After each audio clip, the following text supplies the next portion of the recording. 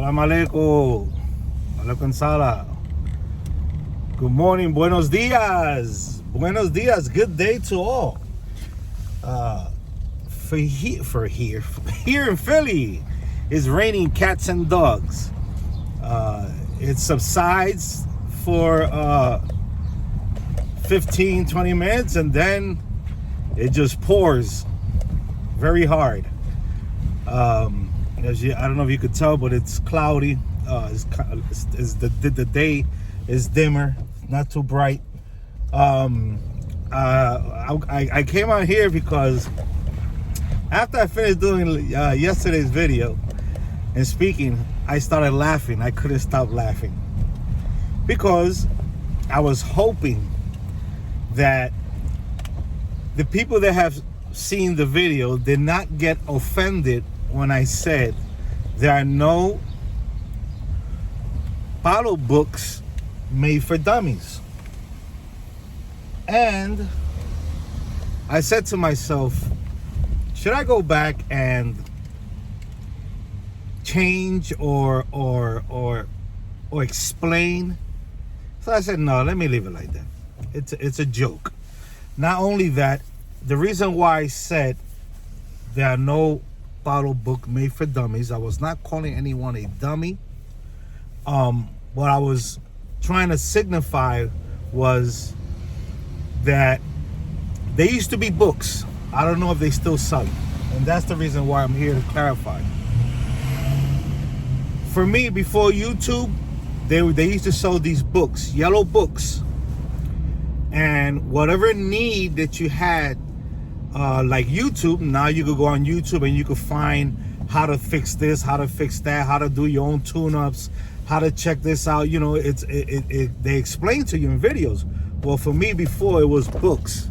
Even when I used to do mechanic work, I used to study a lot from books because there wasn't no computer system for me to get on to learn how to put this vehicle on timing, that vehicle, how to gauge this crankshaft, you know, what was the clearances, you know, the least or the most that it could, you know, it would need. So I had to go to books. Same thing in the library. I used to go to the library. I still got my library card. There used to be these books, yellow books, was called whatever. Let's say you needed to learn how to solder. Well, you would buy a book that would say how to solder made for dummies. If you needed to know about automotive maintenance, automotive maintenance made for dummies, that's the books they used to sell. So that came to my mind. But then I said, well, a lot of people don't understand and probably never seen these books. I know the older people have, and they know exactly what I'm talking about, so they must be laughing, or they laugh when I said that. But the young generation, or when I say young, I said the people that are in their mid-20s, you know, almost hitting their 30s, a lot of them didn't get to see these books. Don't know nothing of it. They only know the internet, the Google, Yahoo, YouTube, Reddit, all these places, you understand? So I was laughing after I finished.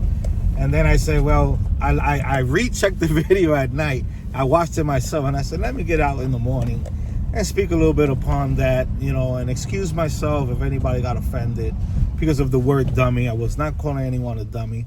I was referring to these books and using it as a reference, you know, but then I understood that not too many people know about these books that existed. I don't even know if they still make them or they still out there. But yeah, that's what I was referring to. It's just trying to explain to people that there are no books that's going to teach you this tradition. The only one that's going to teach you this tradition are your elders. And those are the only ones that you should go to and to learn.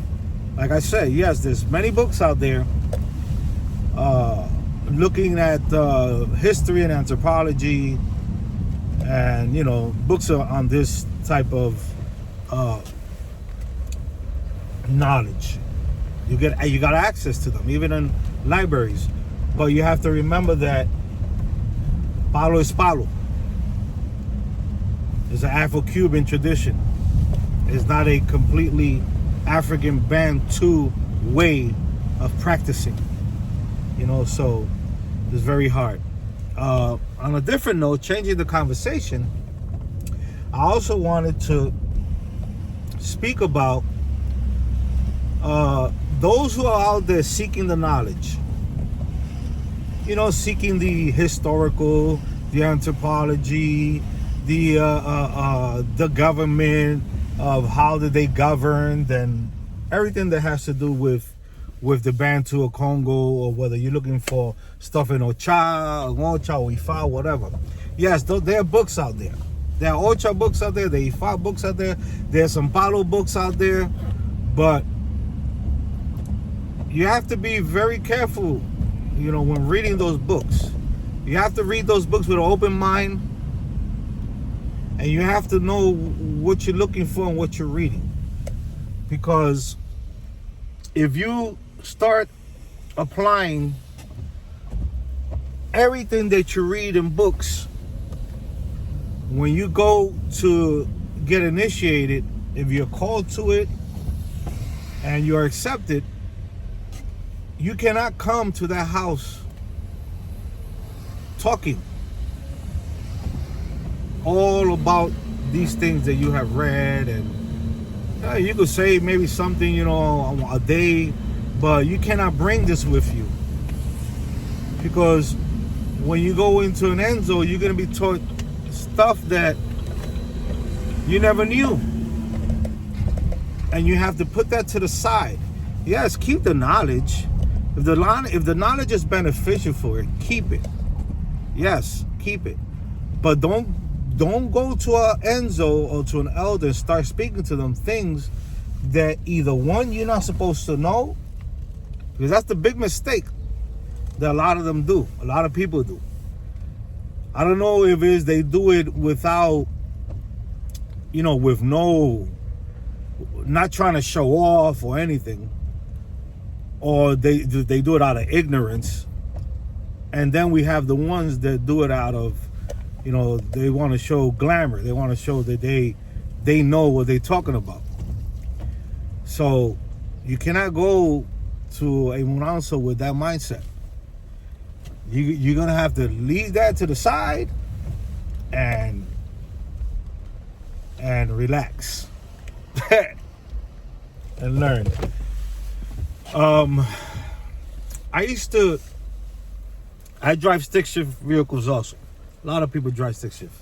A lot of the Latinos drive stick shift because of the country, the hills and all that, and all other type of people drive stick shift. But I'm saying, for me, I know about stick shift because of Puerto Rico. Everybody else knows stick shift because of whatever place they lived in or wherever they learned how to drive. Or what I could say with my experiences. I learned in PR because in PR there's a lot of mountains. And automatic vehicles is no good to be going up and down mountains. The transmissions get ruined. So the most predominant vehicle to use is a vehicle that's a manual transmission, which you would choose the gear you want to be on for the most power or the least power that you want to put. Meaning the lower the gear, the more powerful it is and stronger going up a hill or downhill to hold the braking. Like that, you don't burn your brakes out. Anyway, so I explain things using common world stuff. You understand? So I put this and I applied this type of thing on the shifting. Well, excuse me. Sorry about that. Okay.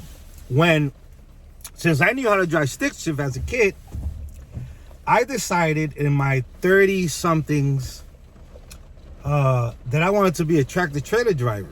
Wanted to get my Class A. You got Class A, Class B, and then you have other certifications for depending of what type of work you're gonna do. Whether it's gonna be tankers, whether it's gonna be just the van division or the trailer division or the flatbed, whatever. Anyway, so I went to a school. It was called Smith & Solomon.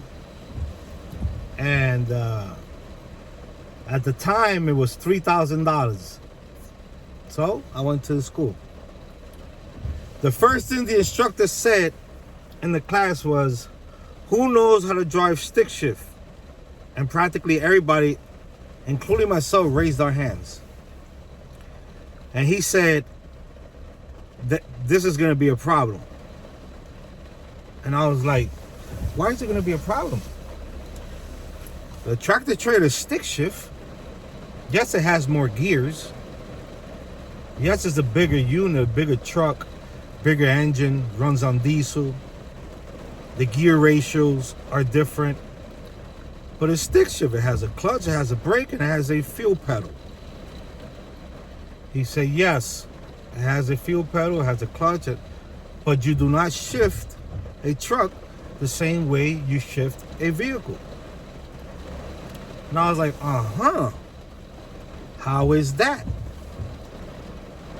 So he explained a little bit, but it went over my head.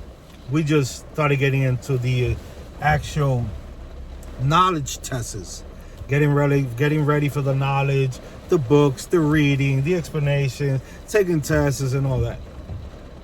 The first day that they took us out was about 2 months. I think it was 2 months later.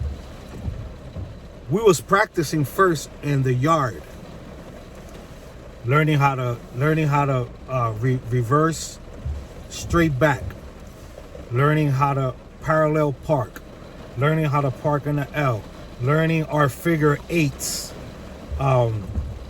learning how to move tractor trailers that have double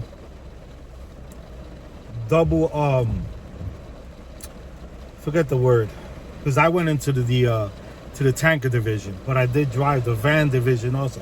Double vans or double containers, they call doubles. They're mainly used to go straight long distance, because if you try to reverse it, remember you have two trailers that are going to move in a different way when you reverse, so those are very difficult. Anyway, we was practicing in the yard. Then we started learning the gear, how to shift gears going forward. Slow, real low, maybe 3-5 miles, 10 miles an hour, because the yard, they didn't allow you to go fast. And I did not know that you had a double clutch and shift the gear. And it made it very difficult for me to learn, or not very, but more difficult for me to learn how to drive stick shift, how to drive a tractor trailer, because I already knew how to drive a stick shift vehicle, a manual transmission.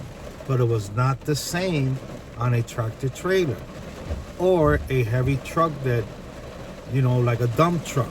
It's not the same. That's class B, but it's still shift, double shift, until you become kind of what is considered an expert driver, because a commercial vehicle license holder is considered a professional driver. So I learned that it was an impediment, because I knew stick shift.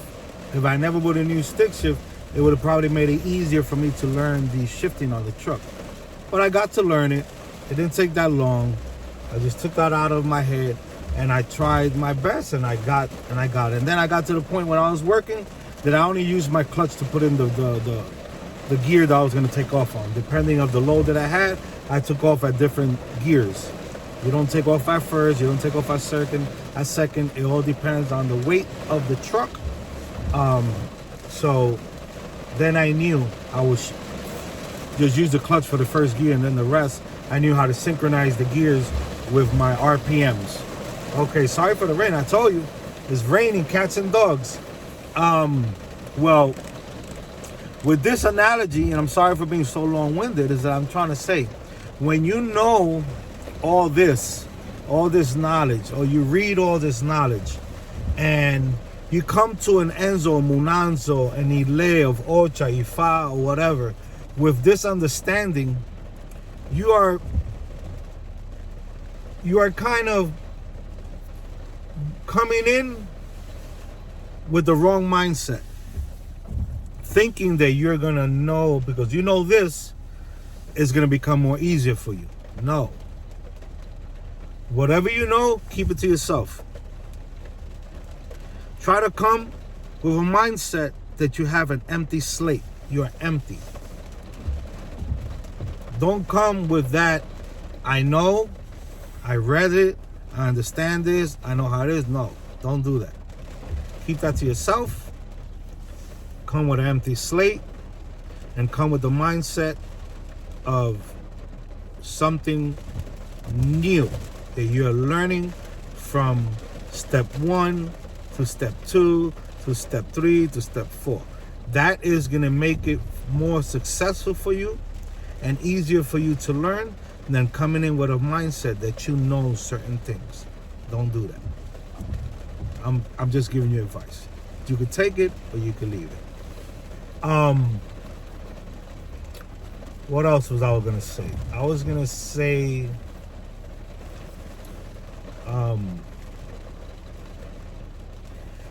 if you've been to an Enzo before and you was initiated in it,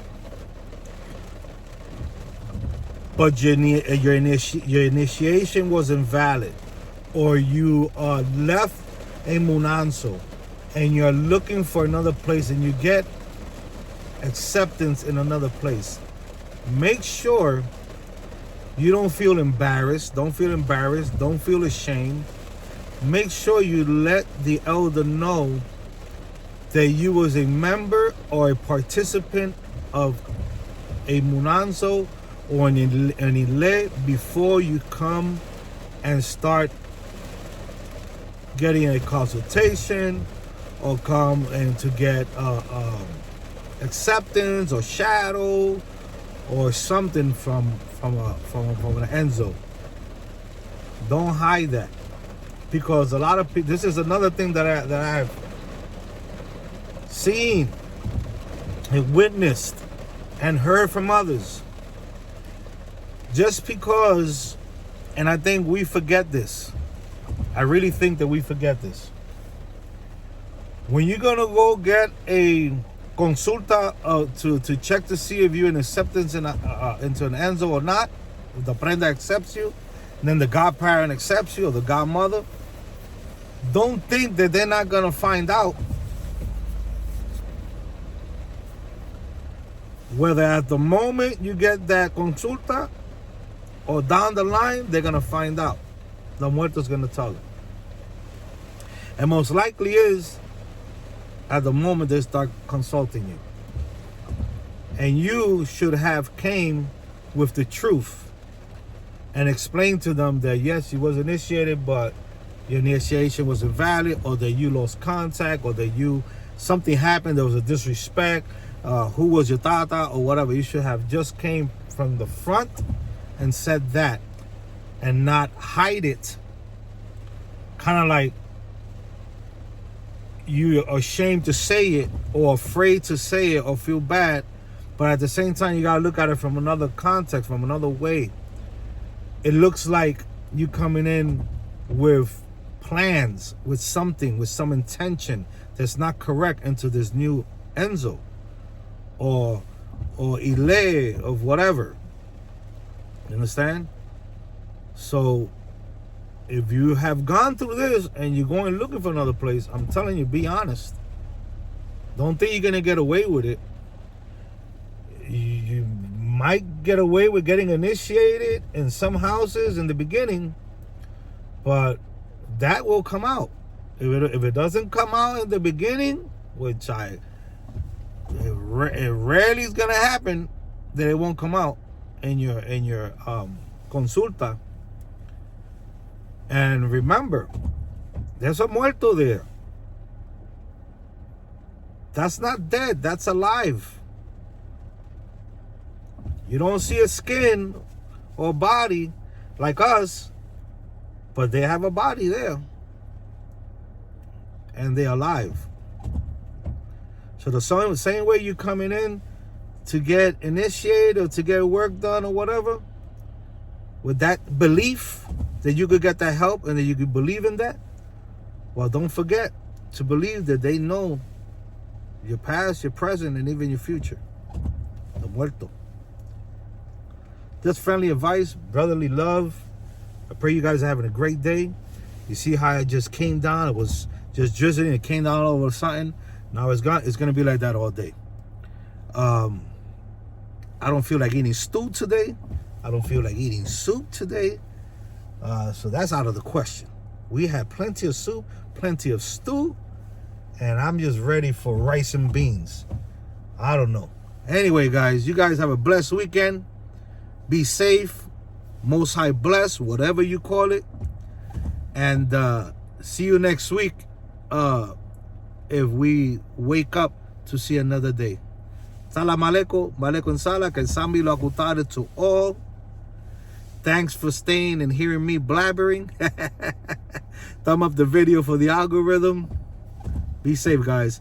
You guys got my email address, w3qin1973@gmail.com. Throw me your email. I check to see if you're a serious person. I email you back with my phone number. And we can have a chat or a text. God bless.